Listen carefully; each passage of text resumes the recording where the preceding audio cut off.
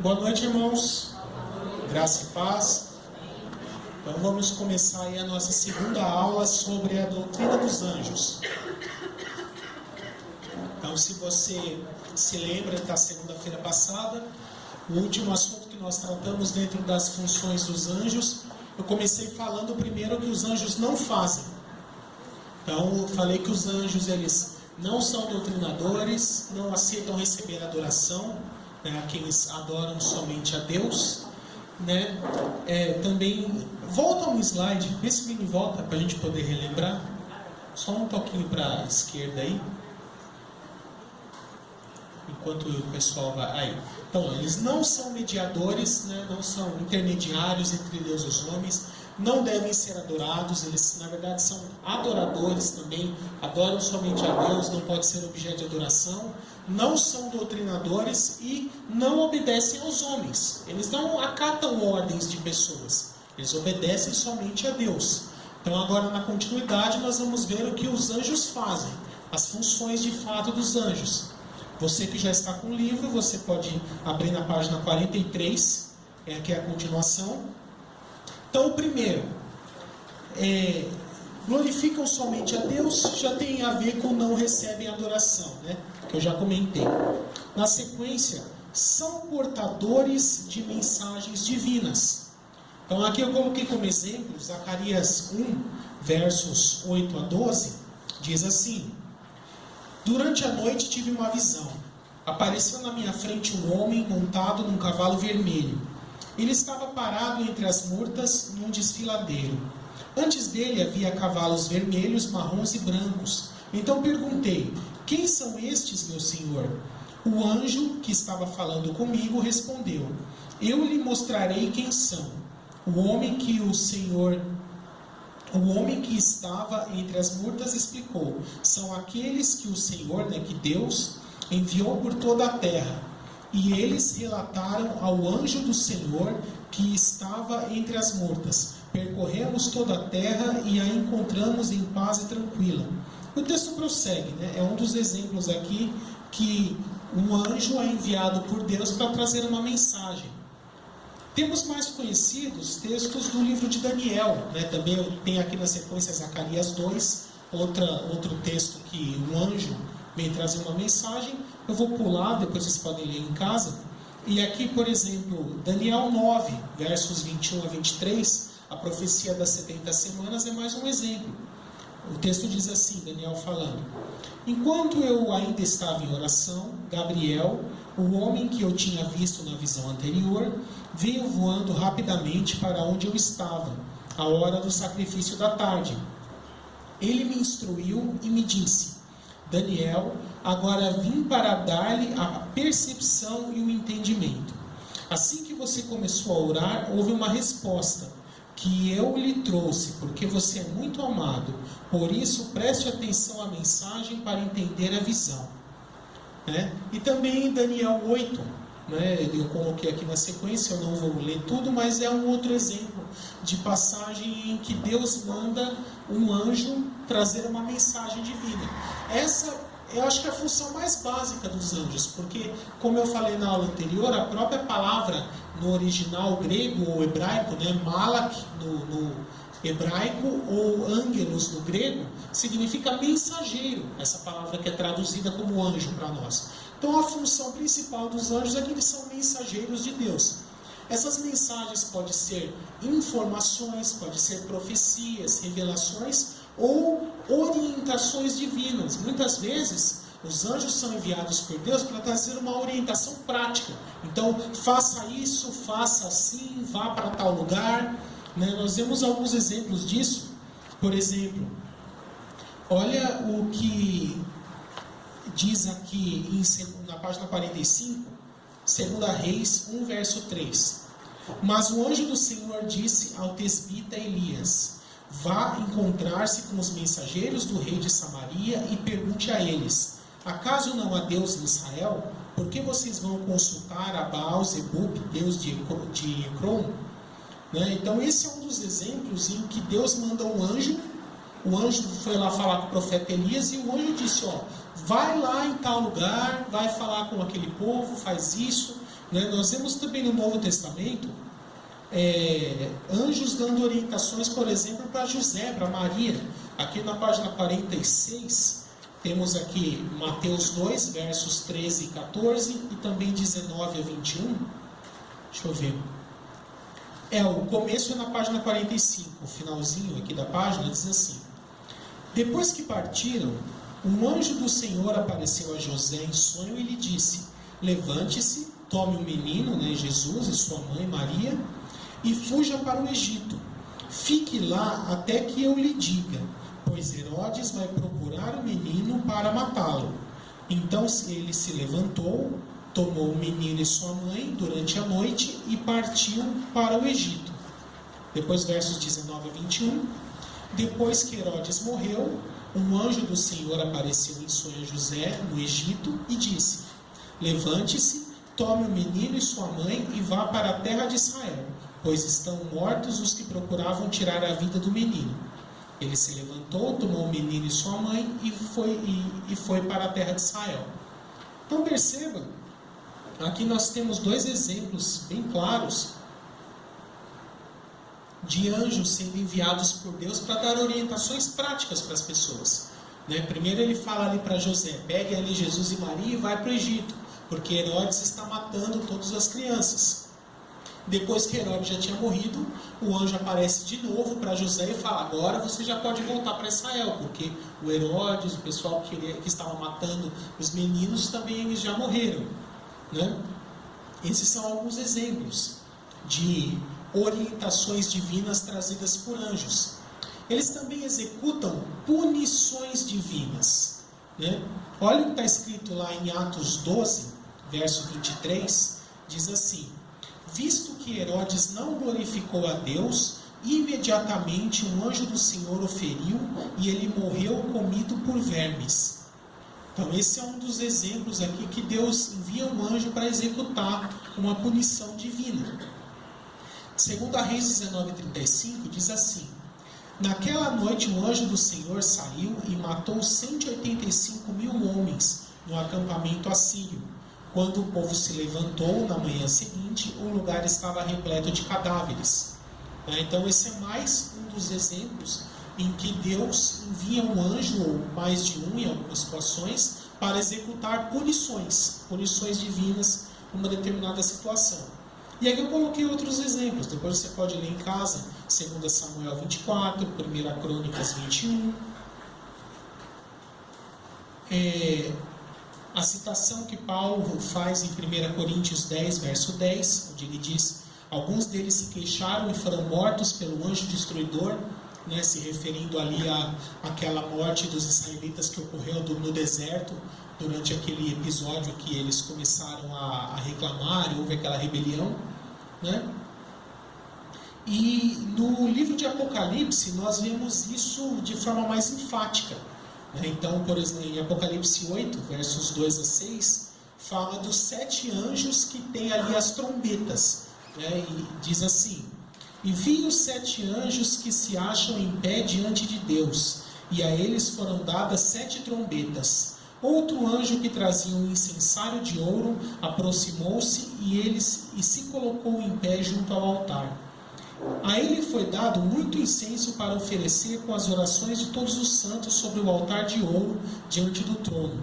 E da mão do anjo subiu diante de Deus a fumaça do incenso com as orações dos santos. E o texto prossegue aqui, os anjos com as trombetas e mais à frente com as taças, derramando juízos divinos. Então, essa função dos anjos de derramar juízos divinos, eles terão uma participação muito especial nos eventos escatológicos. Muitos, seja punições ou catástrofes ou juízos da parte de Deus, serão derramados por meio de anjos. Outra função dos anjos é que eles são auxiliadores do povo de Deus. Nós vemos aqui na Bíblia alguns momentos em que pessoas foram diretamente ajudadas por anjos. Por exemplo, 1 Reis 19, versos 5 a 8, diz assim: depois se deitou debaixo da árvore e dormiu. De repente, um anjo tocou nele e disse: levante-se e coma. Elias olhou ao redor, e ali junto à sua cabeça havia um pão assado sobre brasas quentes e um jarro de água. Ele comeu e bebeu e se deitou de novo. O anjo do Senhor voltou, tocou nele e disse: levante-se e coma, pois a sua viagem será muito longa.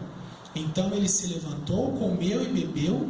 Fortalecido com aquela comida, viajou 40 dias e 40 noites até chegar a Horebe, o monte de Deus. Aqui depois eu coloquei também Daniel 6, é aquele momento bem conhecido de Daniel na cova dos leões, onde ele fala que Deus enviou seu anjo para fechar a boca do leão. Mas esse aqui de 1 Reis de Elias é interessante, né? Você já ouviu falar que anjo ele faz aí comida delivery?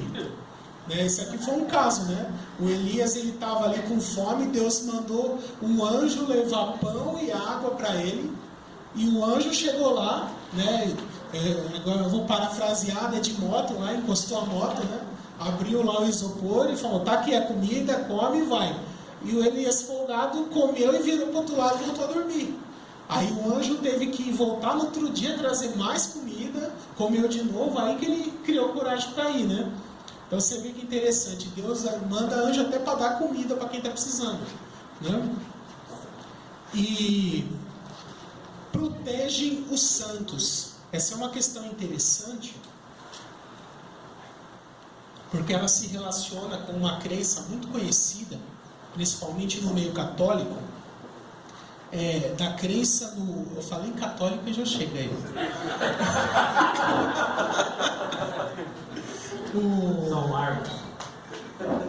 A crença no anjo da guarda, né? Então aqui na página 51, os anjos são designados para proteger os santos.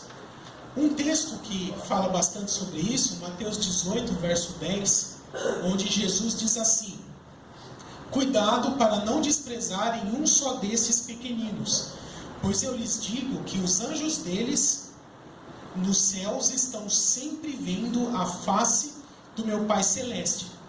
Então aqui Jesus disse que tem um anjo vinculado de alguma forma a cada uma daquelas criancinhas, né? Esse é um dos textos da onde se extrai o conceito de anjo da guarda, de que Deus designa alguns anjos específicos para proteger uma pessoa ou um grupo de pessoas. Outros textos que falam a esse respeito, né? Salmo 34, verso 7 diz: o anjo do Senhor é a sentinela ao redor daqueles que o temem e os livra. Salmo 91, 11: porque a seus anjos ele dará ordens a seu respeito, para que o protejam em todos os seus caminhos. Mas esse aqui está falando a respeito de quem? Vocês aprenderam na aula passada. Exatamente. Lembra que a gente não pode ficar dando ordem para anjo, né? Mas o Messias vai dar ordem a eles para que nos protejam. Não nós, né? Jesus, Deus vai dar essa ordem. E na passagem de Atos 12, verso 15, eu comentei na aula passada, ela é bem interessante, né? Olha o que está escrito. Então, porém, lhe disseram: você está fora... deixa eu voltar um pouquinho. Então, um anjo vai à prisão, liberta Pedro, traz ele para a rua, e aí Pedro vai até a casa onde os irmãos estavam reunidos ali, e bate na porta. E aí a mulher vai atender e ele fala: eu sou Pedro, quero entrar. E aí a mulher volta para dentro e fala para quem está lá dentro: tem um homem aí fora dizendo que é o Pedro. E olha a resposta aqui. Eles, porém, lhe disseram: você está fora de si. Insistindo ela em afirmar que era Pedro, lhe disseram: deve ser o anjo dele. Então essa é uma passagem interessante, porque ela demonstra que os judeus ali do primeiro século, os primeiros cristãos, além de crer no conceito de anjo da guarda, eles ainda achavam que o anjo da guarda era um sósia da pessoa que ele protegia, né? Que ele tinha aparência igual ou similar daquela pessoa, né? É lógico que isso aqui não significa que de fato seja, tá? Isso aqui está dizendo que aquela pessoa inserida naquela cultura, naquela época, pensava desse jeito. A Bíblia não está ratificando aqui que é assim. mas está registrando. O livro de Atos é um livro histórico, ele registra acontecimentos, que ele não serve para compor doutrina, assim, de a regra é essa e sempre vai ser assim. E ainda bem, né? Porque lembra do caso de Ananias e Safira? Já pensou se cada vez que alguém vacilasse com Deus cair um raio na cabeça?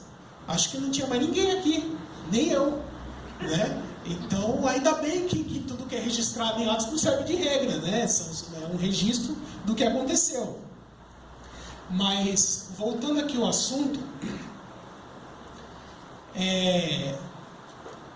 olha o comentário que João Calvino fez a respeito da questão de anjo da guarda, que demonstra também o pensamento dos reformados a esse respeito. Está na página 52, ele diz assim: se cada crente tem ou não um único anjo designado para ele, a fim de guardá-lo, não ouso afirmar positivamente. Quando Daniel apresenta o anjo dos persas e o anjo dos gregos, ele indica indubitavelmente que certos anjos são designados como um tipo de presidentes sobre reinos e províncias. Repetindo, quando Jesus diz aos anjos de crianças, sempre veem a face do Pai, ele dá a entender que há certos anjos a quem a segurança dessas crianças foi confiada. Mas não sei se com isso podemos deduzir que cada crente tem o seu anjo da guarda. Há uma passagem que parece insinuar um pouco mais claramente que cada indivíduo tem um anjo exclusivo. Quando Pedro, pois, depois de ter sido liberto da prisão, bateu à porta da casa onde os irmãos estavam reunidos, não pensando que pudesse ser ele, mas disseram que era o seu anjo. Essa ideia parece lhes ter sido sugerida pela crença comum de que todo crente tem um anjo único designado para ele. Tá? Então, esse é o comentário de Calvino. E nesse aspecto aqui eu até concordo bastante com ele. O importante é nós entendermos que Deus designa anjos para proteger pessoas. Mas agora, se é um anjo para cada pessoa, ou é um anjo por família, um anjo por bairro, eu não sei como é dividido, né? A logística da coisa. Até porque os anjos, por serem seres muito ágeis, eles têm condições de proteger mais de um ao mesmo tempo.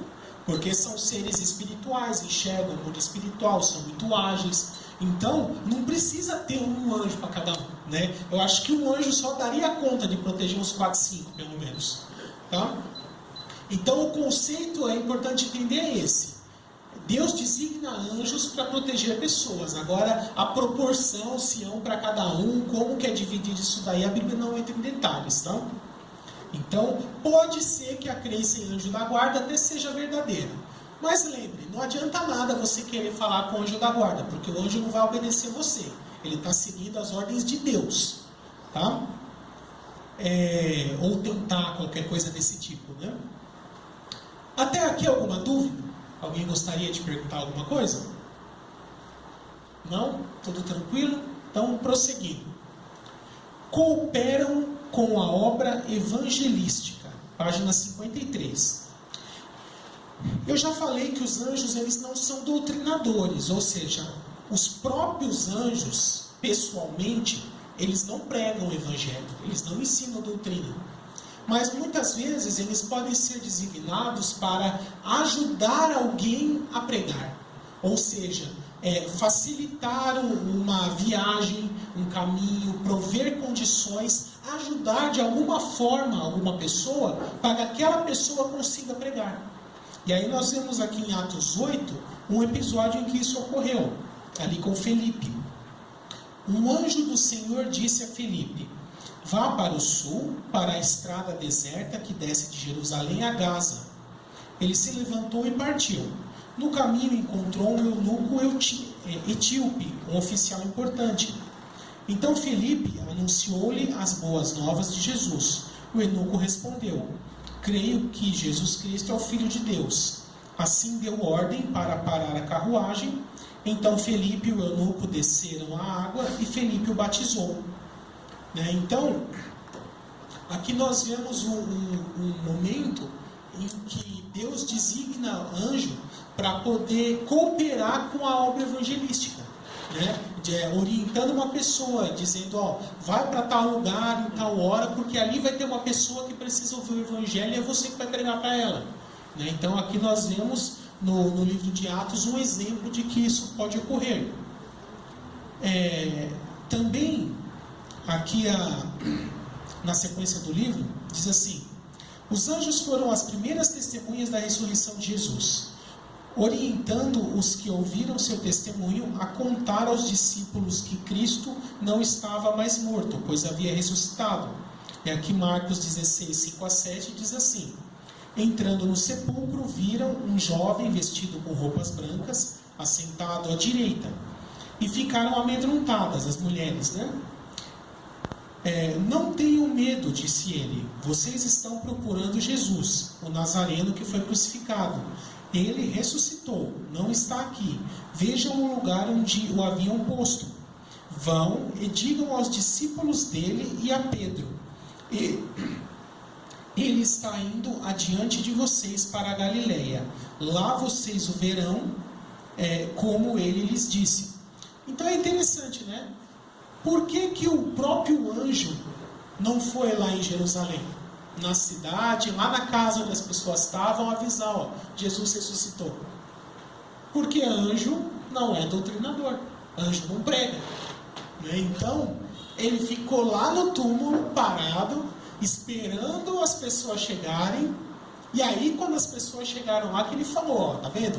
Olha aqui, ó, tá vazio, Jesus ressuscitou, ele não está mais aqui. Agora vocês vão lá contar para as pessoas, né? Então, ele próprio não pregou, mas ele cooperou com a obra evangelística que essa informação de que Jesus havia ressuscitado fosse propagada rapidamente. E aqui nós temos outros textos, né, que falam a esse respeito. Mateus 28 é o paralelo de Mateus. E Hebreus 13, versos 1 e 2 diz assim: seja constante o amor fraternal, não se esqueçam da hospitalidade, pois, praticando, que sem saber, alguns acolheram anjos.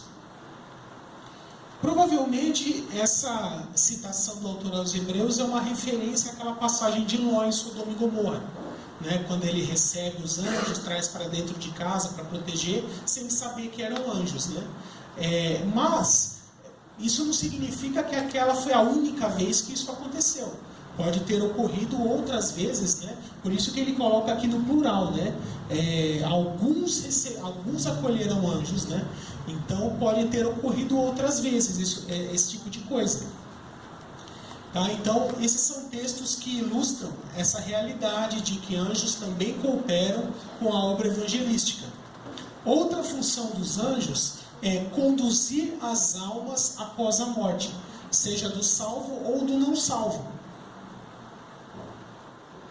Então, quando a pessoa morre, quem tem esse trabalho de levar a alma da pessoa para o mundo dos mortos, seja o paraíso, se for salvo, ou o Hades, se for um não salvo, são os anjos também.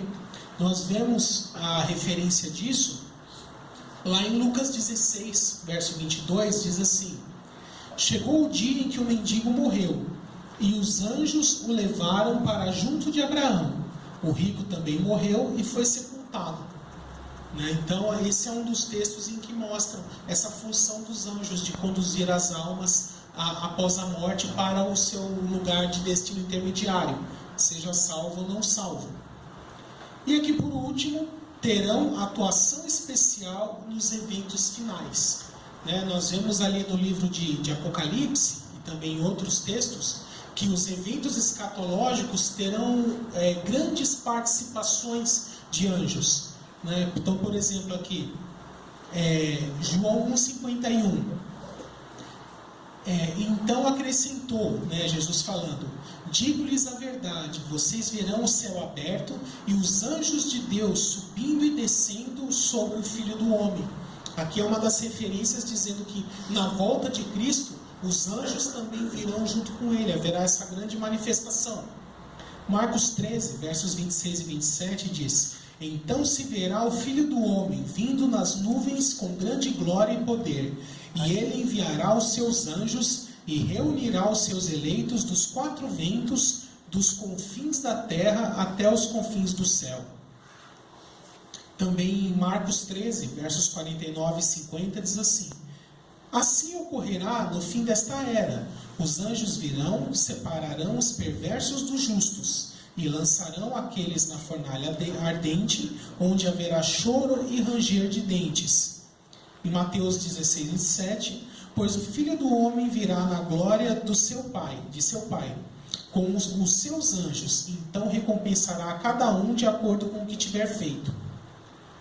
Então esses textos ilustram essa realidade. Quando Jesus voltar, e ele for fazer aquele julgamento de todos os sobreviventes da tribulação, quem vai ter esse trabalho, essa tarefa de separar justos e injustos, salvos e perdidos, são os anjos. Os próprios anjos vão vasculhar toda a terra, congregá-los ali no Vale de Josafá, que eu já ensinei isso no módulo de escatologia, e ali já serão separados os perdidos dos salvos, nesse julgamento.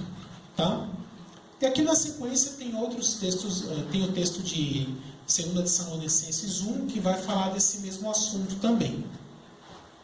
Então, a respeito das funções dos anjos, todas essas funções, os que os anjos fazem e os que eles não fazem. Restou alguma dúvida? Vocês gostariam de perguntar alguma coisa? Essa é a hora, pessoal. Não deixa passar a oportunidade. Pois não? Não é pergunta, mas assim, eu me sinto que eu preciso contar o que aconteceu comigo. Eu caí no metrô, eu estava entrando no metrô e caí com o metrô parado, eu entrando, só que eu não tinha consciência que eu estava caindo. E eu fiquei entalada, com o metrô parado e eu entalada naquele vão, na estação da Sé. E eu nem fiz nada para sair, eu não sabia onde eu estava.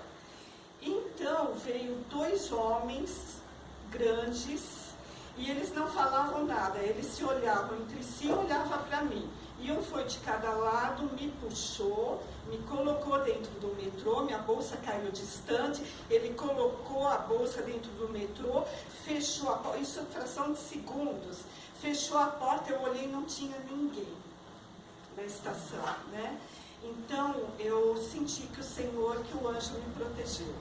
E eu falo isso para a glória do Senhor. O Senhor sabe por que Ele fez, me protegeu, mas o que eu posso dizer é que tudo isso que nós estamos ouvindo e lendo na Bíblia ainda acontece, o Senhor ainda faz, os seus anjos ainda nos socorrem.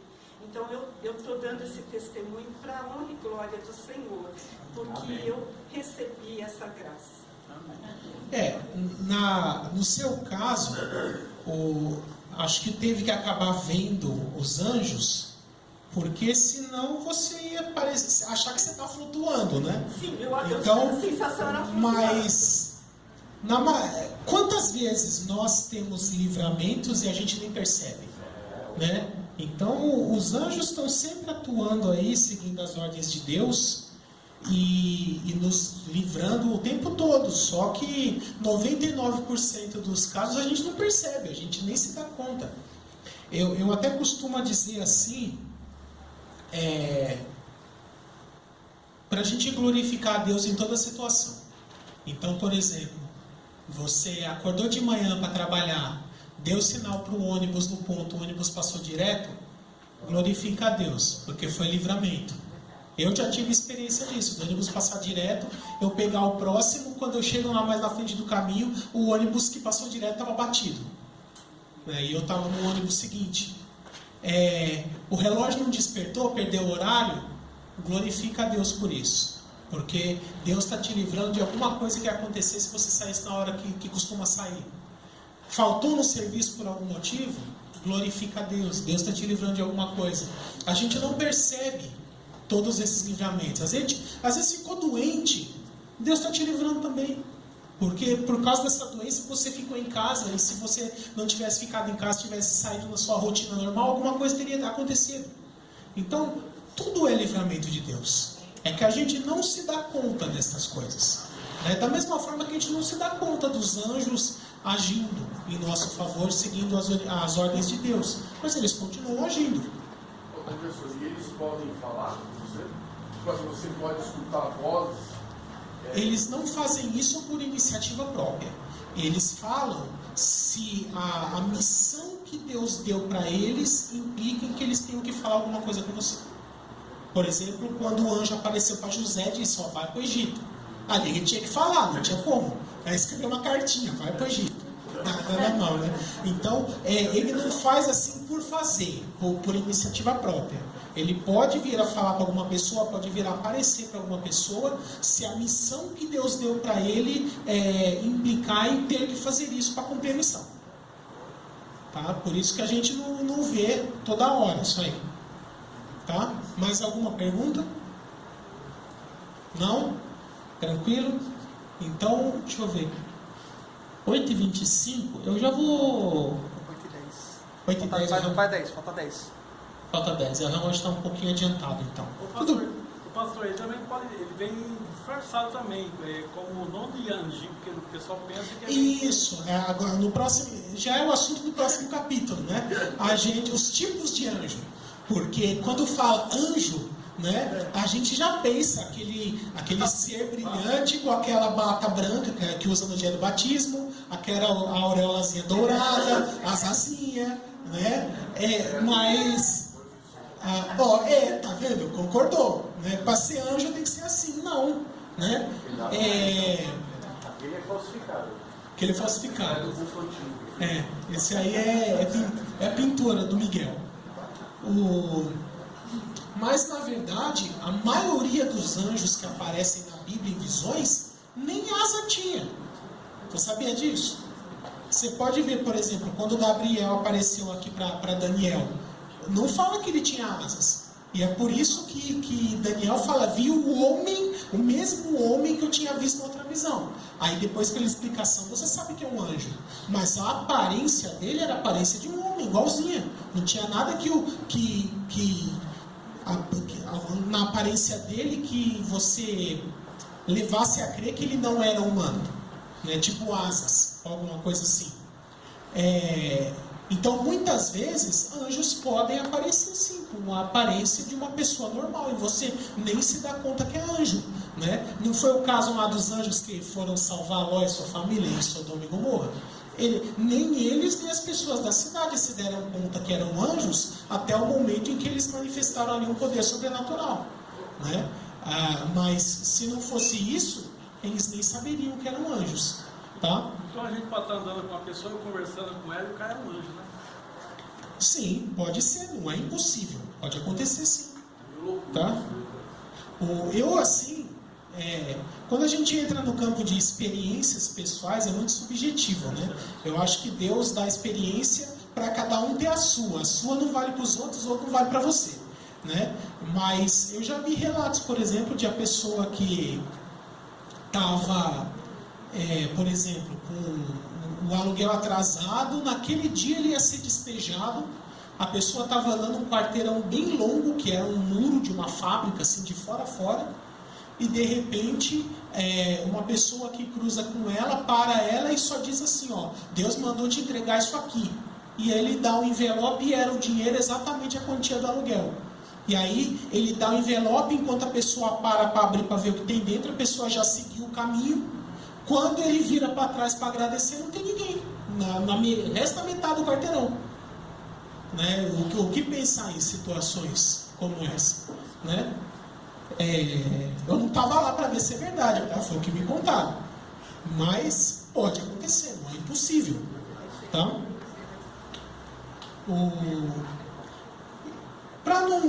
Pode colocar o próximo slide? Eu só vou fazer uma introduçãozinha bem rápida. Então, no capítulo 4, eu vou falar sobre tipos de anjos. No livro, além desses 4, eu comento um quinto, que é o anjo do Senhor. Mas eu não vou comentar de novo, porque eu já expliquei isso para vocês no módulo 1 do Entenda a Trindade. Na disciplina de Cristologia, mostrando que quando tem aquela expressão o anjo do Senhor, se refere a uma teofania, uma cristofania, uma manifestação de Cristo no Antigo Testamento antes de se fazer homem. Tá? Então, tem essa parte no livro do anjo do Senhor, mas eu não vou comentar porque é assunto repetido para vocês. Eu vou falar só desses outros 4 que são anjos mesmo. Então, a Bíblia fala basicamente de 4 tipos de anjos, se referindo aqui a anjos bons, tá? Então, o exército do céu, que são os anjos comuns, o querubim, que eu vou entrar mais em detalhes, tem 2 tipos de querubim, falar daqui a pouco no segundo período, o serafim e o arcanjo.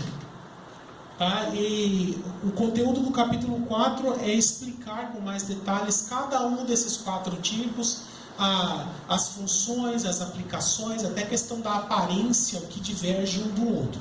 Tá? Então, para não começar e parar no meio, eu já vou liberar para o intervalo agora, e depois do intervalo nós começamos no capítulo 4 com os tipos de anjos que existem.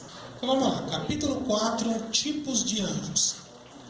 Então os anjos, falando aqui dos anjos bons, ou anjos santos, a Bíblia também chama de anjos eleitos, existem basicamente 4 tipos. E esses tipos eles são mais ou menos que hierárquicos. Eu vou de baixo para cima, né? Do escalão mais inferior para o superior. Então o primeiro aqui é chamado de exércitos do céu. É o que nós podemos chamar de anjos comuns. É a patente mais baixa. Vamos entender isso aqui como uma espécie de patentes de um exército. Tá? Um dos textos que fala a respeito desses anjos, Neemias 9,6 diz: só tu és Senhor, tu fizeste o céu dos céus, e todo o seu exército. Tu os guardas com vida a todos, e o exército dos céus te adora. Também Lucas, capítulo 2, versículos 13 e 14, diz assim: uma grande multidão do exército celestial apareceu com um anjo, louvando a Deus e dizendo: glória a Deus nas alturas e paz na terra aos homens aos quais Ele concede o seu favor. Também o Salmo 148, versos 1 a 5, diz assim: aleluia! Louvem o Senhor desde os céus, louvem-no nas alturas, louvem-no todos os seus anjos, louvem-no todos os seus exércitos celestiais. Louvem todos eles o nome do Senhor, pois ordenou e eles foram criados. Então esse é o tipo mais básico de anjo que tem, é o tipo mais comum. Tá? A Bíblia não entra em muitos detalhes de como é a aparência deles ou algum tipo de função específica. Então, a forma mais coerente é entender que eles são mais ou menos como soldados rasos de um exército.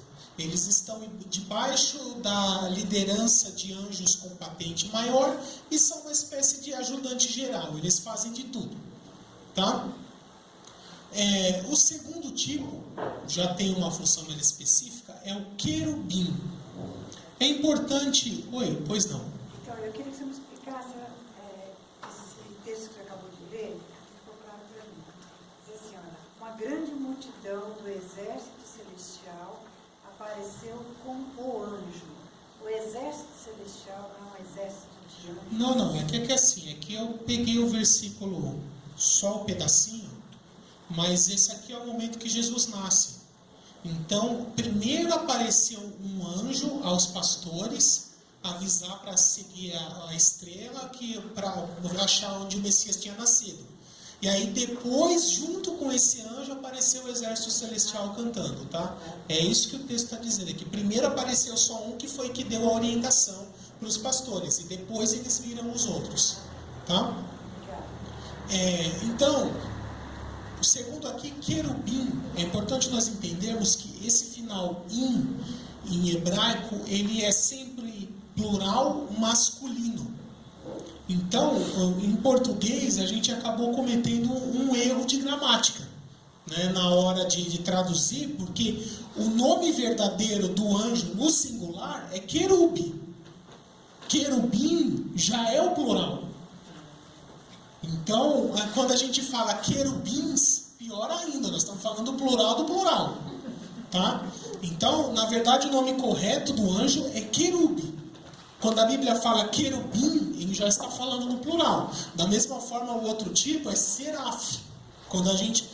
serafim já é no plural. Tá? Mas em português a gente acabou colocando querubins e serafins. É um erro de grafia, paciência. Mas aportuguesado ficou dessa forma. Agora, por exemplo, se você for em inglês, você pegar uma Bíblia King James, vai estar querube e seraf, quando se fala no singular. Né? Porque eles pegaram a tradução do jeito correto. Tá? Aí depois, quando eu falo que a tradução pode conter erros, é esse tipo de coisa que eu estou falando, entendeu? O certo seria a gente chamar o anjo de querube e de seraf, né? Mas foi o jeito que acabou ficando. Agora não dá mais para mudar, vai dar muito trabalho para explicar, né? A NVI já tentou corrigir alguns errinhos, aí já teve gente que se levantou. Heresia, a Bíblia foi alterada porque faz 50 anos que a Almeida dizia de outro jeito. 50 anos que a Almeida estava errada, mas agora eu tentar arrumar, não deu certo. Paciência. Tá? É por isso que vocês estão em curso, para poder ficar um pouco acima, né?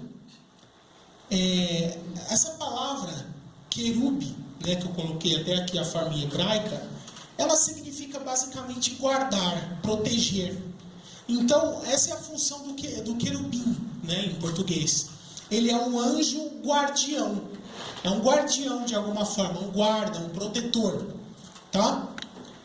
E a Bíblia, a primeira menção de anjo na Bíblia é justamente um querubim, né, que está lá em Gênesis 3:24. E na verdade são dois, né? O texto diz assim: depois de expulsar o homem, Adão e Eva, né, colocou a leste do jardim do Éden 2 querubins e uma espada flamejante que se movia, guardando o caminho para a árvore da vida. É interessante que todas as menções de querubim na Bíblia, exceto uma, que eu vou comentar mais para frente, que é um caso especial, eles aparecem em pares, eles aparecem em 2. Por isso que o nome chama querubim, porque já está no plural. Sempre quando vai falar são 2. São 2 querubim, por isso que fica querubim. Em hebraico já está no plural.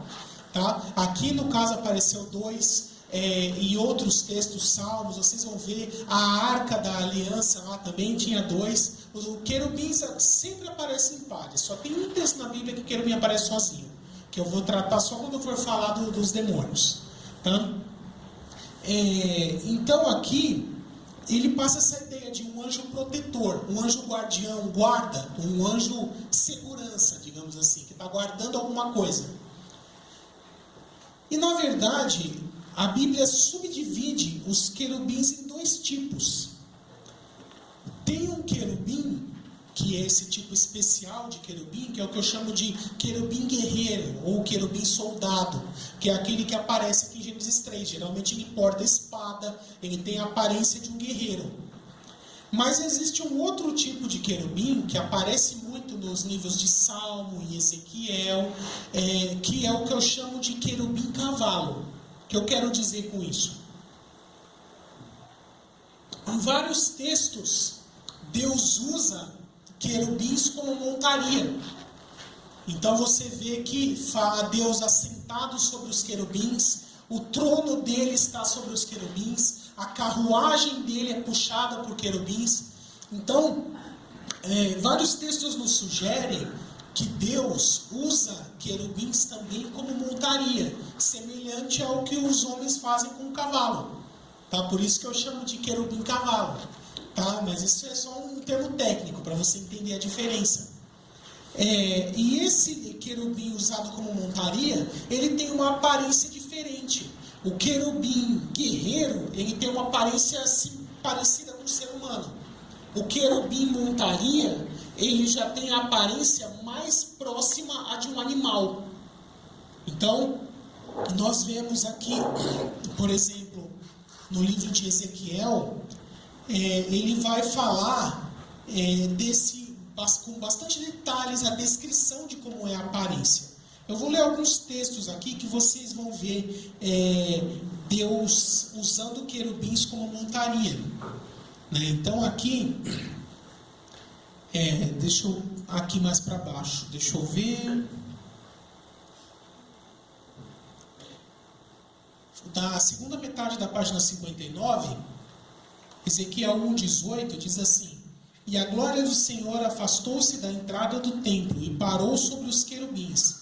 Aí mais à frente: E a glória do Deus de Israel levantou-se de cima do querubim, onde havia estado, e se moveu para a entrada do templo.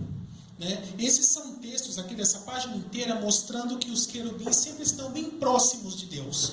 Eles estão ao redor do trono, na carruagem de Deus, ao redor de Deus, em cima, em volta, dos lados. Eles são anjos que fisicamente, assim, no sentido de posição, né, eles sempre ficam muito próximos de Deus. E por isso que Deus também pode, muitas vezes, usá-los como montarias. E aqui na página 60, já tem uma descrição melhor da aparência dos querubins. Ezequiel 1, versos 1 a 28, diz assim: Eu, Ezequiel, estava junto ao rio Quebar, e tive visões de Deus. Havia 4 vultos que pareciam seres viventes. Na aparência, tinham forma de homem, mas cada um deles tinha 4 rostos e 4 asas. Suas pernas eram retas, seus pés eram como os de um bezerro, e reluziam como bronze polido. Debaixo de suas asas, nos 4 lados, eles tinham mãos humanas. Os 4 tinham rostos e asas, e suas asas encostavam umas nas outras.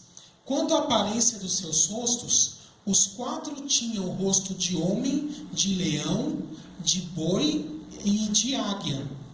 Suas asas estavam estendidas para cima. Cada um deles tinha 2 asas que se encostavam na do outro ser vivente, de um lado e do outro, e 2 asas cobriam os seus corpos. Os seres viventes pareciam carvão aceso, eram como tochas, brilhavam, como brasa. Acima da abóboda, sobre as suas cabeças, havia o que parecia um trono de safira, e bem no alto, sobre o trono, havia uma figura que parecia um homem. Essa era a aparência da figura da glória do Senhor. Depois, mais à frente, aqui ele só chama de seres viventes. Mas um pouco mais à frente, no capítulo 10, Ezequiel vai se referir de novo a esses mesmos seres, dessa vez dizendo que são querubins. Olha aqui na página 61, Ezequiel 10, versos 12 a 21, diz assim: Seus corpos, inclusive as costas, as mãos e as asas, estavam completamente cheios de olhos. Um dos querubins tinha 4 rostos. Um rosto era o de querubim, ou de homem. O segundo um era de querubim, o segundo era de homem, o terceiro de leão e o 4º de águia. Então olha que interessante. Na primeira descrição, ele fala que tinha rosto de águia, leão, homem e boi. Nessa aqui, ele vai dizer que os rostos são de águia, leão, homem e querubim. Então, a cabeça do querubim parece o quê? Um boi, exatamente, parece uma cabeça de boi. Então perceba que por isso que eu chamei esse tipo aqui de querubim cavalo, porque ele serve como montaria mesmo. Ele tem uma aparência similar à aparência de um animal. Agora fala a verdade para mim. Essa descrição que Ezequiel dá de querubim é completamente diferente do que você imaginava. Você nunca imaginou que um anjo ia parecer um cavalo, ia parecer um animal de montaria, né? Mas é um tipo de anjo, é um tipo de ser celeste que Deus usa como montaria em muitos casos. Então, é o que eu chamo aqui de querubim cavalo, tá? você vê como que a nossa visão do que são anjos, muitas vezes influenciada por misticismo, tradições católicas e outras coisas, ela é muito diferente do que a Bíblia ensina. Né? A Bíblia descreve anjos parecidos com animais, mas a gente praticamente passa reto de textos como esse e prefere ir para o próximo, né?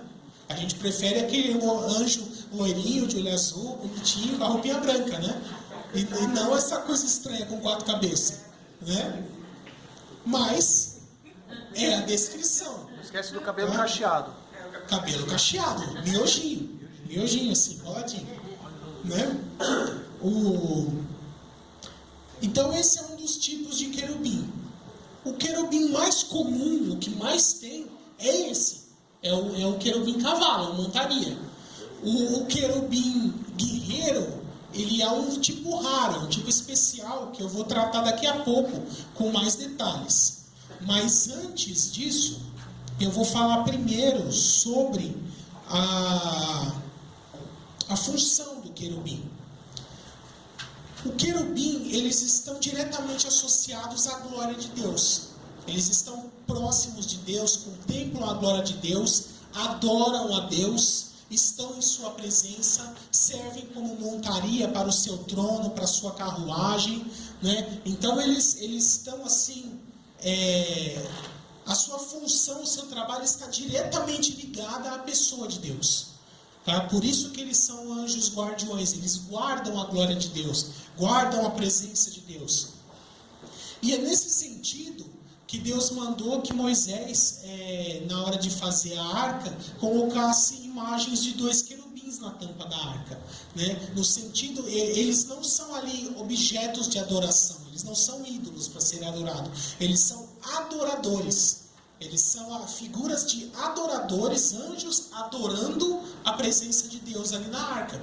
Essa é a ideia de ter 2 querubins na tampa. Não eram eles que eram adorados, eles eram os adoradores ali, simbolizando os querubins que estão no céu, adorando a Deus em seu trono. Tá? Depois, quando o templo foi construído, essas imagens pequenas foram substituídas por 2 estátuas enormes de querubins, de mais ou menos 4,5 metros de altura, cada uma feitas de madeira e totalmente revestidas de ouro, com 2 asas, né, de 4,5 metros de extensão cada uma. Então imagina, juntando as duas, uma envergadura de 9 metros, cada uma, um de cada lado do local santíssimo ali onde ficava a arca, tá? Ilustrando isso daí. E agora que você entende, que eu não cheguei a colocar aqui figuras de gravuras antigas, tabuletas egípcias, sumérias, mas vocês já devem ter visto aquelas figuras assim de desenho daquele, por exemplo, o sumério, aquele desenho de um homem barbudinho com 2 asas, assim, uma meio para cima, uma meio para baixo, assim, um desenho bem 2D. Vocês já viram esse tipo de figura que tem assim em tabuletas bem antigas, feitas assim na própria pedra? Aquilo lá é uma representação de querubim. Várias culturas antigas tinham representações de querubins. Na verdade, até aquela esfinge que tem ali no Antigo Egito, que era o quê? O guardião da pirâmide. E normalmente eles faziam 2, um de cada lado. Da onde eles tiraram esse conceito de um ser que a aparência dele é meio gente, meio bicho, e ele fica parado guardando alguma coisa importante de 2 em 2. Então até a própria esfinge que fizeram no Egito é um tipo de representação de querubim. Tá? Porque os querubins na Bíblia eles têm essa aparência meio gente, meio animal. Tá? Até aqui, restou alguma dúvida? Alguém quer perguntar alguma coisa sobre esses 2 primeiros tipos? Não? O pessoal deve estar pensando assim, que negócio doido esse aí, viu? Bicho cheio de cabeça, de asa, de um monte de coisa. Não quero ver anjo. O pessoal quer ver anjo? Você está pensando que vai aparecer um assim, né? E se aparecer um assim? Aí a coisa complica mais para você, né? Mas vamos prosseguir. Serafim. O nome original no hebraico também é seraf, ou pode ser saraf, né? Significa o que queima. Então eles também são traduzidos como os ardentes, os fulgurantes. Esse nome, serafim, ele aparece praticamente só ali em Isaías. Isaías 6, quando Isaías contempla a glória de Deus e vê os serafins ali ao redor da glória de Deus. Então, da mesma forma que o querubim é um anjo guardião, o serafim é uma espécie de anjo sacerdote. Ele fica ali na presença de Deus representando o sacerdócio. E nessa ocasião, um serafim pega com uma tenaz uma brasa viva do altar, né, e purifica os lábios de Isaías, para que ele siga o seu ministério profético. Então essa é a ideia de serafim. Talvez ali no livro de Apocalipse, aqueles 24 anciãos que tem ali, eles também sejam serafins, apesar do texto ali não chamá-los por esse nome, porque o ofício que eles apresentam ali é semelhante ao ofício de um serafim, ao ofício sacerdotal, tá? Mas a ideia de serafim é isso, é um anjo sacerdote, que ele, da mesma...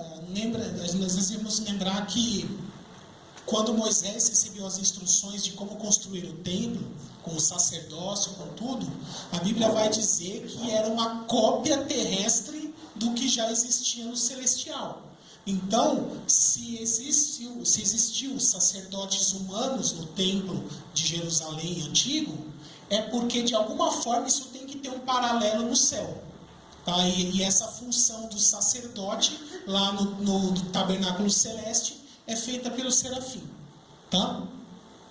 E por último, o arcanjo. O quarto tipo, ele provavelmente é o mais conhecido, a parte aqui do anjo do Senhor.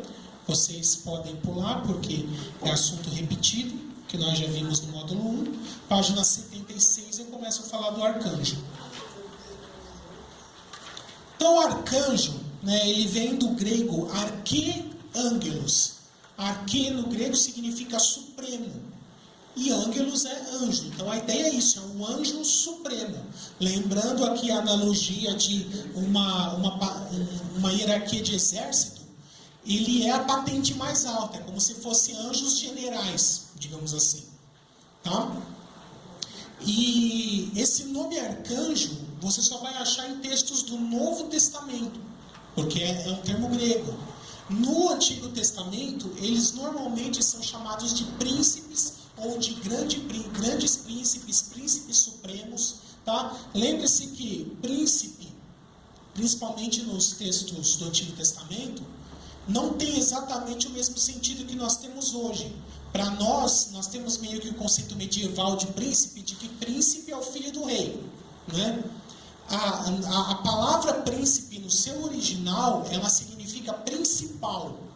Essa é a ideia. Então, príncipe significa assim, o principal, o maioral, aquele que tem o comando, o domínio, o primeiro. Essa é a ideia de príncipe na sua origem, tá?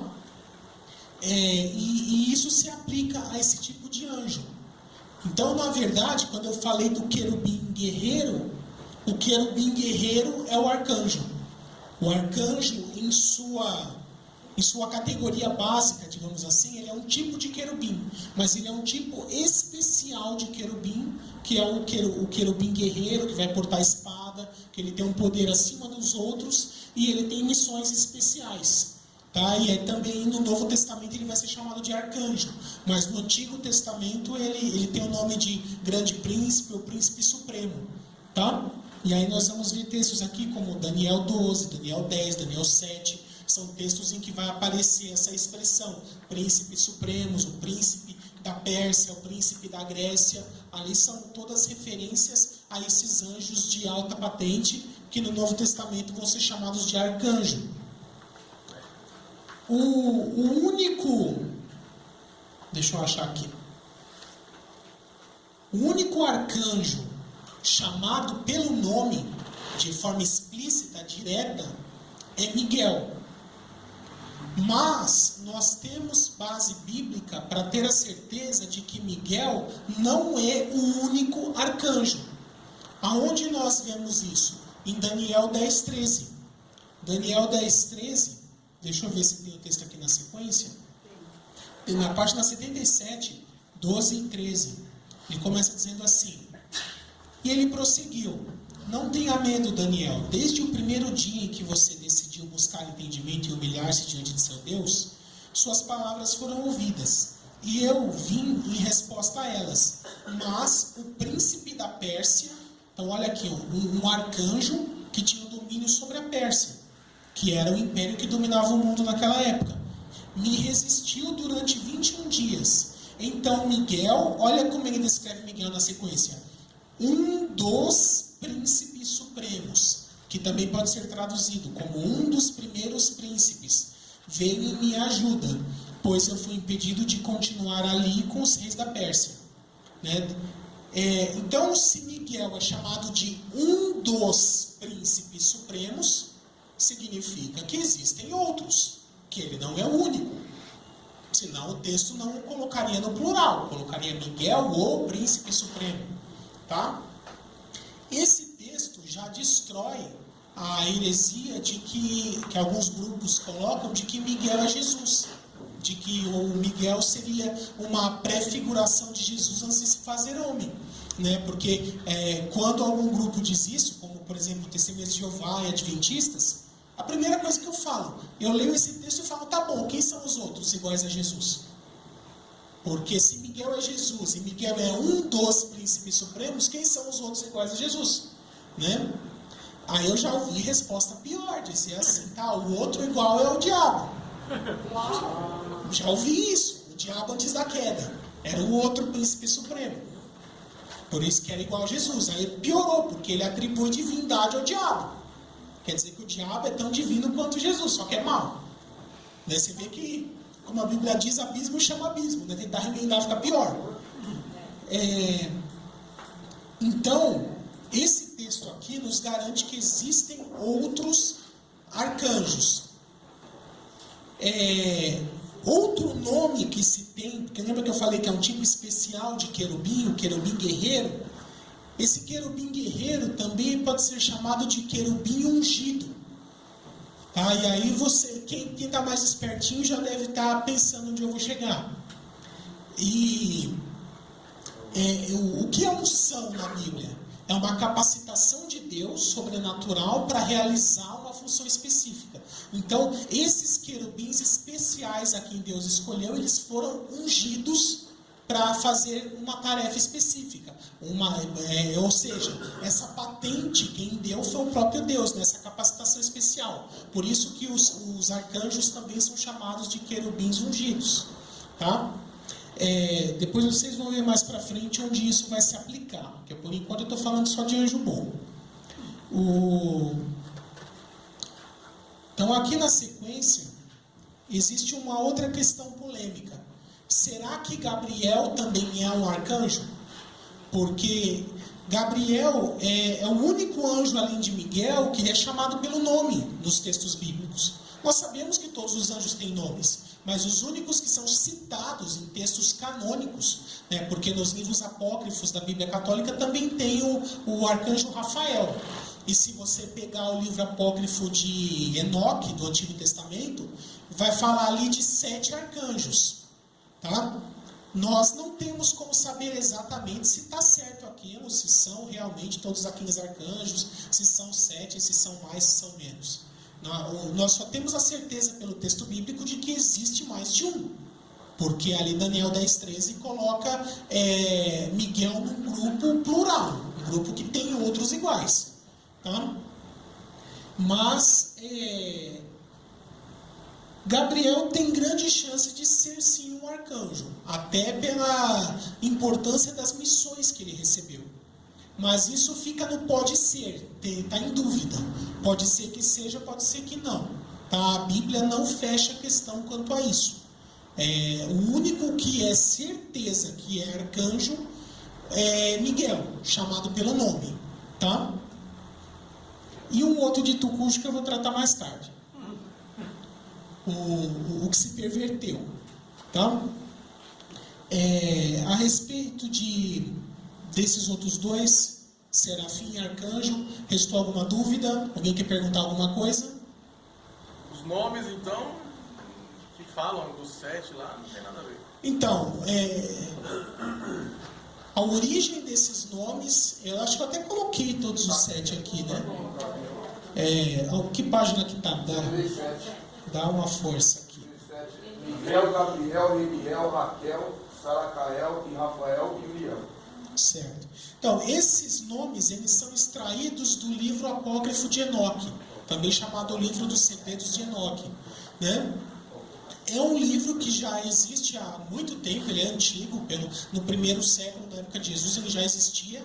A questão é, nós não temos como ter certeza que foi o próprio Enoque que escreveu aquilo, e provavelmente não foi, porque nos textos mais antigos da Bíblia, esse livro nem é citado, como se ele não existisse ainda. Tá? Tudo indica que esse livro foi escrito durante o cativeiro babilônico, por meio de lendas ou histórias contadas oralmente, que naquela época ele foi transcrito. Por isso, os próprios judeus do primeiro século não reconheciam esse livro como inspirado, mas eles tratavam como uma ficção. Alguém que pegou esse cenário bíblico pré-diluviano e construiu uma história de ficção em cima. Tá? E aí nessa história ele colocou esses 7 nomes desses anjos aí. Por isso não é uma fonte confiável para que nós possamos dizer, é isso aí mesmo, porque não é um texto bíblico, não é um dos livros que foi reconhecido como livro inspirado por Deus. Tá? Os únicos anjos que aparecem por nome nos textos bíblicos são Miguel e Gabriel, e o único que é chamado de arcanjo na Bíblia é Miguel. Está explicitamente com esse nome. Tá? O resto é especulação, que pode ser lenda, ficção, não são fontes confiáveis. Tá? Mais alguém tinha levantado a mão? Oi. Uma pergunta, professor. Por que os serafins, quando aparecem com Isaías, com 2 asas ele voa, com 2 ele cobre os pés e com 2 ele cobre o rosto? E a outra pergunta é a seguinte. O Gabriel que aparece com a Daniel é o mesmo que aparece com Zacarias? E o Miguel que expulsa o dedo cujo lá do céu é o mesmo que brilha pelo corpo de Moisés? Sim. Tudo indica que a Bíblia, os anjos não têm nome repetido. Tá? Então, se fala de Miguel e não precisa dar explicações complementares quem é o tal do Miguel, é porque já infere-se que é o mesmo Miguel das outras ocasiões. Isso vale para Gabriel também e qualquer outro anjo. Tá? Então é o mesmo, sim. E foram várias perguntas, né? Qual foi a outra? A outra o motivo pelo qual tá. Essa daí é uma pergunta complicada. Você me colocou numa situação difícil agora, mas eu vou ter que responder. A Bíblia, em alguns momentos, se usa de eufemismos, de figuras de linguagem para suavizar uma linguagem que poderia ser considerada rude. Então, deixa eu dar um exemplo para você. Lá no livro de Ruth, quando como que era o nome da sogra? Noemi, né? Quando a Noemi fala para Ruth, vai lá, deita do lado do Boaz, com ele dormindo, e descobre o pé dele, e fica lá dormindo com ele a noite inteira, para ele achar que aconteceu alguma coisa. Na verdade, não era o pé. Na verdade, ela estava falando para descobrir outra coisa. Só que o texto usa pé, ou mão, e alguns outros textos, por exemplo, quando o livro de Cantares fala que ele quer pegar na mão da amada, ali também não é mão, é outra coisa, mas ele quis suavizar para não ficar rude a linguagem.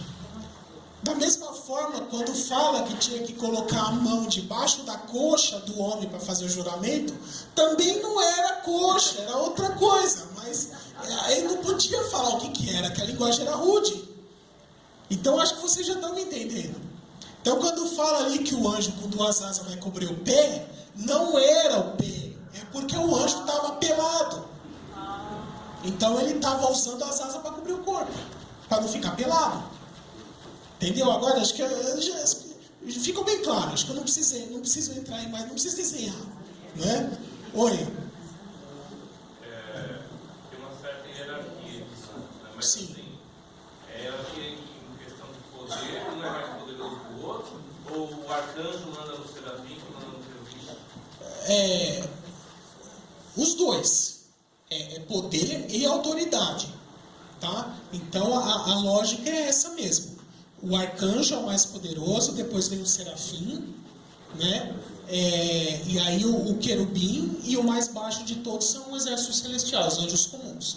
Então esse poder, essa hierarquia, ela se reflete tanto em poder quanto em autoridade também sobre outros anjos. A gente vai ver isso melhor quando eu colocar o paralelo nos anjos caídos, né? Que é o capítulo 8, que aí eu falo sobre a hierarquia dos espíritos. Aí eu explico direitinho os níveis hierárquicos de cada um, quem manda em quem. Tá? Pastor, Oi. o anjo ele não é assexuado, ele cobriu o quê? No caso, o anjo pelado, mas cobriu o quê? Eu tinha certeza que alguém ia perguntar isso. Olha, eu nunca vi um anjo pelado. Pra saber como é que é. Mas alguma coisa para cobrir tinha. O que era, eu não sei. Tá? Então, a Bíblia não entra em detalhes assim tão minuciosos. Mas basicamente é isso, assim. Seria falta de respeito ficar pelado na presença de Deus. Então ele usa duas asas para se cobrir, tá tudo certo. Basicamente é isso. Ele cobriu algo que não era para ele ver, pronto. Também. Cobriu só do Isaías, né? Isaías não podia ver, ficar com vergonha. Tá? Deixa eu ver se tem mais algum assunto importante para falar aqui ainda hoje. Oi.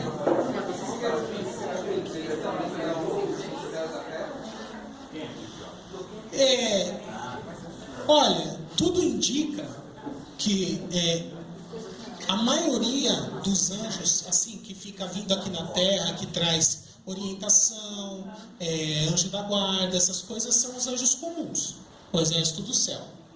Querubins são anjos que eles ficam mais na presença de Deus.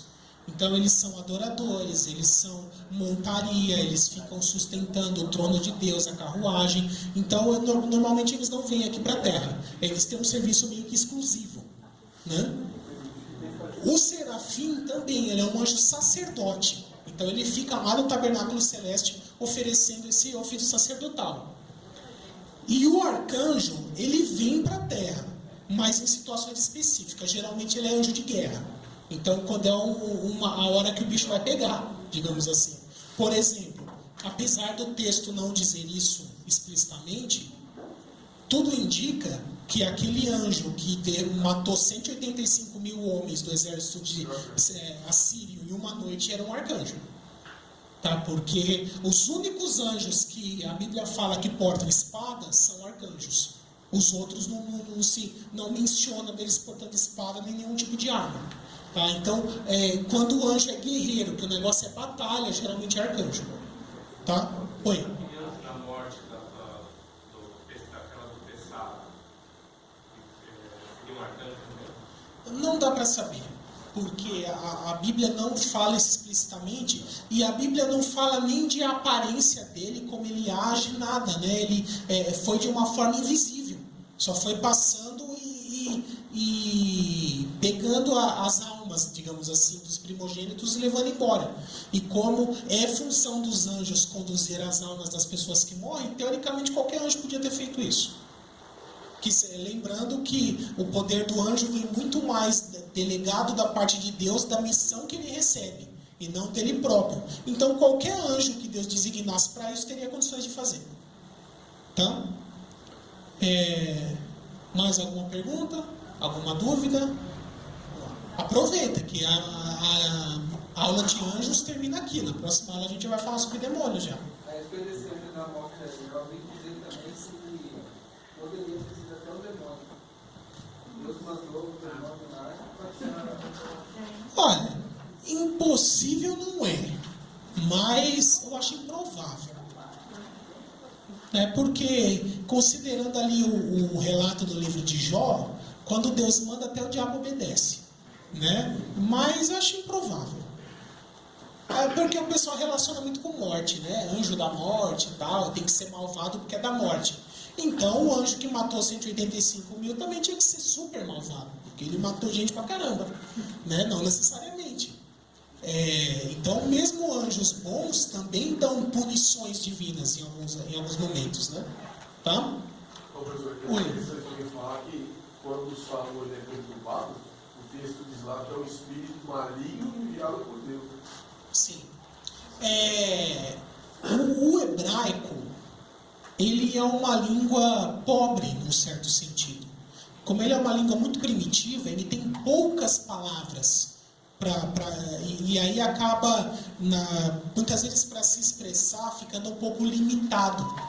Então, por exemplo, não é como o grego, que é uma língua mais completa, mais desenvolvida, que ela tem mais palavras. Então, muitas vezes, por exemplo, não existe no hebraico palavras diferentes para se referir a uma vontade ativa de Deus e uma vontade permissiva de Deus. Né? Usa tudo a mesma palavra. Então, nós temos que determinar pelo contexto. Ali foi Deus que enviou ativamente, ou em sua vontade permissiva ele só deixou que um demônio fosse atormentar, entendeu? Porque é aquilo que eu falei. Esses seres agem conforme a própria natureza deles. Você não precisa mandar o mal ser mal. Ele já é mal. É a mesma coisa de você... o ladrão pula num quintal que tem um pitbull que faz 3 dias que não come. Precisa falar, pega? Não precisa falar, pega. Ele vai sozinho para cima. Entendeu? A vontade permissiva do dono foi não botar ele na corrente. Só isso. Né? Então, da mesma forma, o espírito já é maligno. A natureza dele já é fazer o mal. Deus só deixou. Tá? Então é isso aí, pessoal. Vou encerrá-la por aqui. Na próxima segunda-feira nós já vamos começar a segunda sessão, Demonologia, estudo sobre os demônios, começando no capítulo 5, a queda dos anjos. Então a gente se vê na próxima segunda-feira. Deus abençoe a todos. Amém.